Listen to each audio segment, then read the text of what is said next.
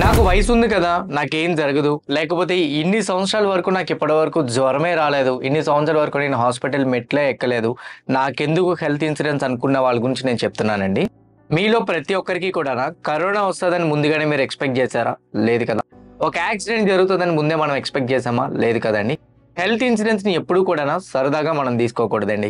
ఎందుకంటున్నానంటే life long మనం save చేసే ప్రతి అమౌంట్ కూడానా సింగిల్ ట్రీట్‌మెంట్‌లో మొత్తం వెళ్ళిపోయే అవకాశాలు చాలా ఎక్కువగా ఉంటాయి. హెల్త్ ఇన్సూరెన్స్ వల్ల ఉన్న బెనిఫిట్స్ ఏంటో నేను మీకు చెప్తాను. ఫస్ట్ వన్, హాస్పిటల్ యొక్క బిల్ ప్రతి సంవత్సరం 10-12% పెరుగుతుంది. అంటే ఈ సంవత్సరం ₹1,00,000 అయితే నెక్స్ట్ సంవత్సరం 1,10,000 నుంచి 1,15,000 అవుతుంది.